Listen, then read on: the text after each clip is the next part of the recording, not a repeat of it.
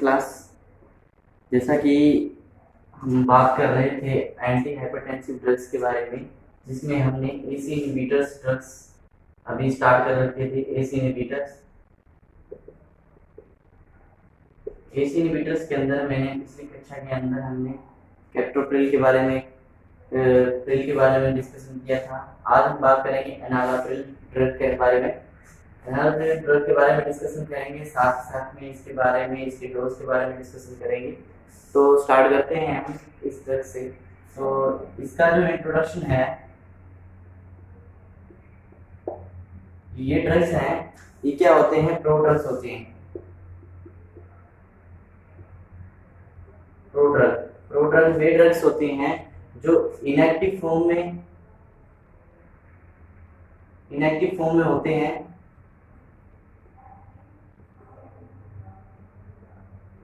और बॉडी में जाने के बाद में ये एक्टिव फॉर्म में आते हैं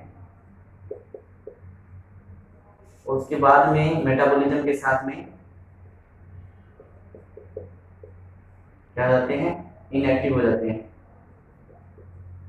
ठीक है, इनएक्टिव फॉर्म में होते हैं और बॉडी में जाने के बाद में एक्टिव फॉर्म में आते हैं और एक्टिव फॉर्म में आने के बाद में ये जब मेटाबॉलिज्म होता है तो ये फिर इनएक्टिव फॉर्म में होके एक्सक्रीट आउट हो जाते हैं। उनको ड्रग्स को क्या बोलते हैं? प्रो ड्रग्स बोलते हैं। ठीक है, ये एक प्रो ड्रग्स होता है और प्रो ड्रग्स होने की वजह से ये बॉडी के अंदर जाके एक्टिव फॉर्म में कन्वर्ट होता है। ठीक है, साथ साथ में ये क्या करता है? ये एक सेकंड एसी इनहिबिटर ड्रग्स है।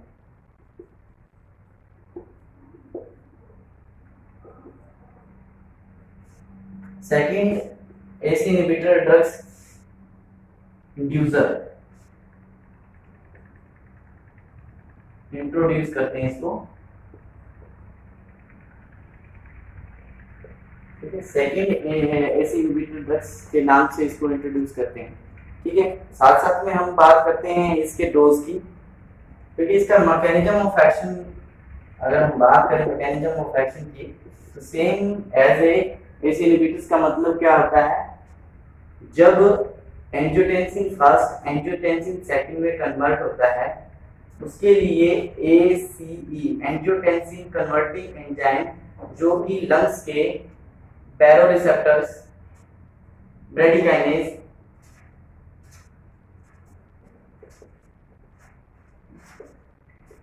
लंग्स के ब्रेडिकाइनेज के द्वारा रिलीज होते हैं, जो ये एंजाइम रिलीज होता है, इस एंजाइम को क्या करते हैं? ये ब्लॉक करते हैं। बस इसका मैकेनिज्म ऑफ एक्शन क्या है? इस एंजाइम को ब्लॉक कर देना। इस एंजाइम के ब्लॉकेज की वजह से एंजियोटेंसिन सेकंड नहीं बनेगा और रास की प्रक्रिया कंप्लीट नहीं हो पाएगी। रास की प्रक्रिया में क्या है? एंजियोटेंसिन सेकंड क्या करती है? सोडियम का रिटेंशन करती है, वाटर रिटेंशन करती है और साथ में वेजो कॉन्स्ट्रिक्शन करती है, जो कि सभी काम क्या करते हैं? इंक्रीज बीपी को इंक्रीज करने में हेल्प करती है। ये प्रक्रिया ही नहीं होगी, ये प्रक्रिया नहीं होगी तो क्या होगा? बीपी बढ़ेगी नहीं और बीपी क्या हो जाएगी? डिक्रीज हो जाएगी। तो बढ़ी हुई बीपी के कंडीशन के अंदर इस तरीके से इसको कंट्रोल करने का ये हेल्पफुल होता है। इसका मैकेनिज्म ऑफ एक्शन इस तरीके से वर्क करता है। बाद में हम बात करते हैं इसके डोज के बारे में। जो डोज है इसका, ये जैसे ओरली, वैसे तो ओरली क्या है, ये बहुत कम अब्जॉर्प्शन होता है, स्लो इसका अब्जॉर्प्शन होता है।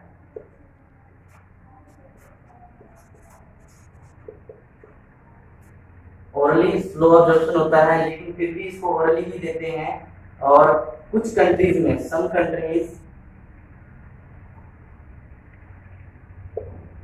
कंट्रीज के अंदर इसके इंजेक्टेबल फॉर्म में, मतलब इंजेक्शंस के रूप में भी इसको यूज करते हैं। तो बात हम कर रहे थे इसके डोज के बारे में। डोज इसका ओरली हम दे रहे हैं। ओरली डोज है 5 से 15 mg ओडी या फिर बीडी भी दे सकते हैं पर डे के हिसाब से। ठीक है, 5 से 15 mg ओडी या बीडी पर डे के हिसाब से देना है। और देना क्या है? ओरल टेबलेट के रूप में देना है। इसके टेबलेट फॉर्म में, अपने इंडिया के अंदर इसका टेबलेट फॉर्म आता है। ठीक है, उसके बाद में हम डिस्कशन करते हैं इसके अदर्स फैक्टर के बारे में, जैसे कि इसका जो मेन यूज इसलिए इसको ज्यादा यूज करते हैं, इसको ज्यादा प्रेफर करते हैं अदर एसी इनहिबिटर ड्रग्स से क्योंकि इसका जो ड्यूरेशन है और एक्शन है वो लंबे समय तक रहता है। लॉन्ग ड्यूरेशन ऑफ एक्शन एक कंडीशन सी की है। दूसरी कंडीशन क्या है कि ड्यूरेशन ऑफ एक्शन तो लॉन्ग है लेकिन साथ साथ में इसका जो इफेक्ट में आने की प्रक्रिया है वो स्लो है। Slow coming in action, action में धीरे आती है। इस वजह से एक्शन में अगर धीरे आएगी तो इस वजह से क्या होगा, लेस हाइपोटेंशन की जो साइड इफेक्ट होते हैं, हाइपोटेंशन का साइड इफेक्ट होता है वो कम होने के चांस होते हैं। तो लेस हाइपोटेंशन साइड इफेक्ट, क्योंकि एसी इनहिबिटर्स ड्रग की वजह से हाइपोटेंशन होने का ज्यादा साइड इफेक्ट होता है। तो ये क्या कम कर देती है, अगर धीरे धीरे एक्शन में आएगी तो हाइपोटेंशन कम होगा, हाइपोटेंशन कम होगा तो इसके साइड इफेक्ट भी लेस दिखने को मिल लेते हैं। साथ साथ में इसका एक एडवांटेज और है, रैशेज और जो हमने बात की थी साइड इफेक्ट में भी रैशेज, और जो रैशेज हो गया loss of taste, loss of taste है और रैशेज हैं, ये क्या है लेस होते हैं, तो कम होते हैं। ये नाम मात्र में ही एनालाप्रिल के अंदर देखने को मिलते हैं, तो इसके साइड इफेक्ट भी कम होते हैं। साथ साथ में हम बात करते हैं इसकी, ये मोर पोटेंट होती है, मोर पोटेंट होती है और इफेक्टिव डोज है इसकी, इसका जो डोज है वो इफेक्टिव है। इफेक्टिव डोजेस, जो डोज देते हैं वो इफेक्टिव होता है, वर्क करता है एसी इनहिबिटर की तरह, सारे ड्रग्स की तरह। ठीक है, नेक्स्ट हम बात करते हैं सेकंड, हम कंबाइन इसके यूज के बारे में। कंबाइन एसी इनहिबिटर्स के ड्रग्स के यूज हम बाद में लिखवा देंगे इस नेक्स्ट इसी क्लास के लास्ट के अंदर। अब हम बात करते हैं लिसिनोप्रिल के, एनालाप्रिल के बाद में इसिनोप्रिल। लिसिनोप्रिल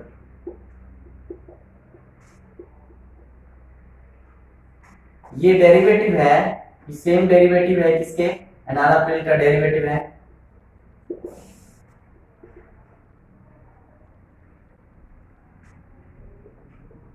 ठीक है, एनालाप्रिल से ही लिया गया है इस ड्रग को भी। सेम इसका जो मैकेनिज्म ऑफ एक्शन मैंने बात करी थी, मैकेनिज्म ऑफ एक्शन सेम है। ये सेम ही क्या करते हैं ACE inhibitors, ACE inhibitor complete आ रहे हैं तो ये एंजियोटेंसिन कन्वर्टिंग एंजाइम पे ही इफेक्ट करते हैं, उसको क्या कर देते हैं, ब्लॉक कर देते हैं। तो ये मैकेनिज्म ऑफ एक्शन भी सेम है इसका। ड्यूरेशन ऑफ एक्शन इसका जो लिसिनोप्रिल का है वो एनालाप्रिल से भी थोड़ा लंबा है, इसलिए ये इफेक्टिव है। और ये एक्शन, ऑनसेट ऑफ एक्शन भी इसका क्या है, स्लो है।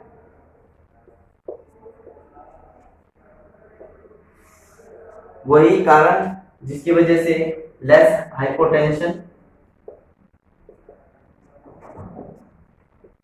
ठीक है क्लास, आप समझ रहे हो, सेम इसका इफेक्ट सीधा लिसिनोप्रिल का एनालाप्रिल की तरह ही है, सेम एक्ट करती है और सेम ही इसी की तरह ये ओरली एब्जॉर्प्शन इसका स्लो होता है। ठीक है, अब हम बात करते हैं इसके डोज के बारे में। स्मॉल टॉपिक है, धीरे धीरे हम अपने चैप्टर को आगे लेके जा रहे हैं, तो आई होप आप सबको क्लासें पसंद आ रही हैं। ठीक है, इसके बाद में हम बात करते हैं डोज की। डोज है, डोज में हम देते हैं इसके 2.5, 5, 10, 15, 10, 20।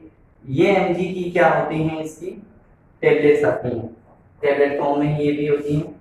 एसी इनहिबिटर्स की टेबलेट फॉर्म में, इंडिया के अंदर तो टेबलेट फॉर्म ही चलती है ज़्यादा, तो ये इसकी देते हैं और बीडी देते हैं इसको। दिन में 2 बार, ठीक है, और ओरल। तो ये इसका डोज हो गया। साथ साथ में एक कंडीशन और अकर होती है इसमें कि ये फूड के साथ में क्या होते हैं, अनअफेक्टेड होते हैं, unaffected with food, food with, ठीक है।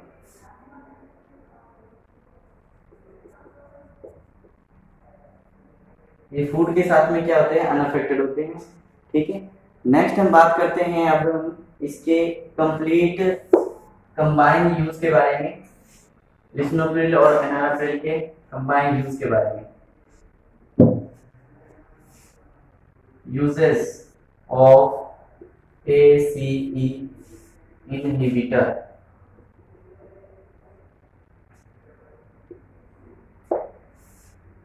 तो देखिए हाइपरटेंशन में इसका मोस्टली यूज होता है बीपी को रिड्यूस करने के लिए, डिक्रीज द बीपी, ठीक है, बीपी को कम करने के लिए इसका हाइपरटेंशन में मोस्टली यूज होता ही है। साथ साथ में कंजस्टिव,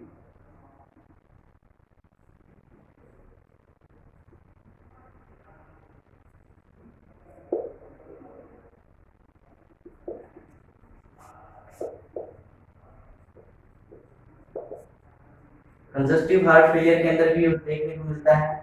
साथ साथ में हम देख सकते हैं कि कौन से myocardial infarction,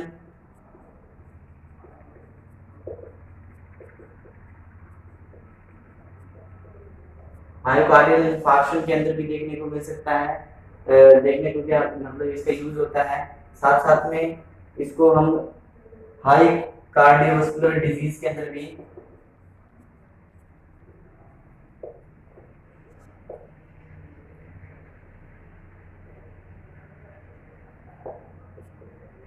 high cardiovascular risk disease के अंदर भी यूज कर सकते हैं, जैसे कि हम मान सकते हैं एथेरोस्क्लेरोसिस हो गया, ठीक है, एंजाइना के कंडीशंस में भी कभी कभार थोड़ा बहुत इस इनहिबिटर्स का यूज कर सकते हैं, ठीक है। और साथ में diabetic nephropathy,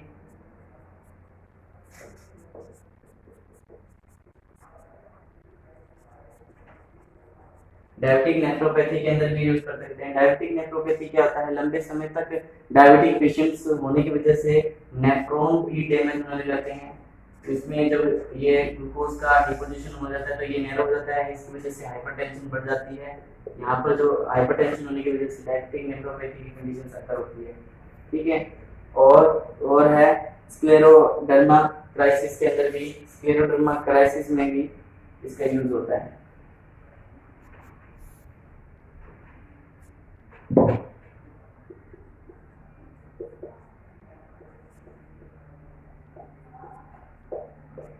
scleroderma crisis ice के अंदर जो ग्लूकोज का डिपोजिशन हो जाता है उस कंडीशन की वजह से भी, उस कंडीशन में भी वहां पर जो हाइपरटेंशन बढ़ता है उस कंडीशन में इस इनहिबिटर ड्रग्स को यूज करते हैं।